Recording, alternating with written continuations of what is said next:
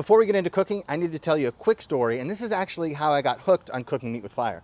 When I was in high school, I thought I was going to be the master of the grill, so I went and bought a $40 grill from Kroger. I mean, it was the cheapest, worst charcoal grill you could ever imagine, but I had this system. I don't know how I stumbled upon this, but basically I would take skin-on chicken, because I couldn't afford the boneless, skinless version, so I got the skin-on, bone-in. I would season it with Lowry seasoned salt and then baste it in butter throughout the cook. And the only issue I had was I would constantly be fighting flare-ups, but the kind of flavor I got was something that's kind of indescribable. It's this sweet, smoky, wonderful, juicy awesomeness.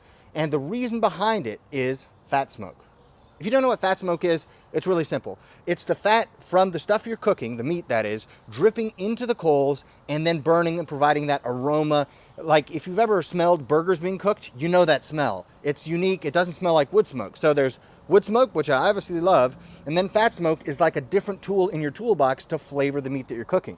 With this thing, you can get both. Because it can burn wood and it allows fat from the meat you're cooking to drip into the coals, you have the combination of both flavors. We're gonna be cooking some bone-in, skin-on chicken thighs today, and the way that I do it is reminiscent of how I used to do it in high school, the whole reason I started liking to do barbecue in the first place. Here we have some regular bone-in, skin-on chicken thighs. It's one of the cheapest cuts of meat you can find, and it's one of my favorite things to make for dinner. To do this, first, we twist the lid on the Burch Barrel so we can move the lid off and leave the grate exactly where it is. So twist this, and then we lift it up. So now we have our grate exposed, and I'm gonna go skin side down because I want the skin exposed to that direct heat to crisp it up. All that these were seasoned with were some Lowry's and some black pepper. Couldn't be much easier.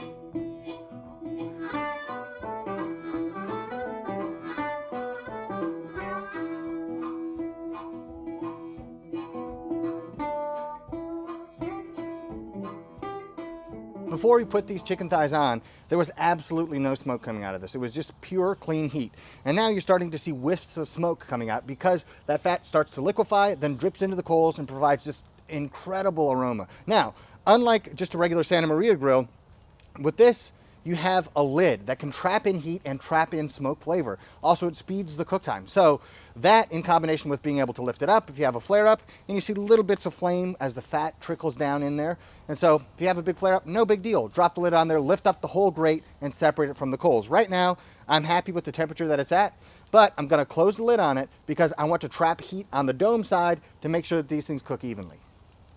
A steady stream of fat smoke is incredible.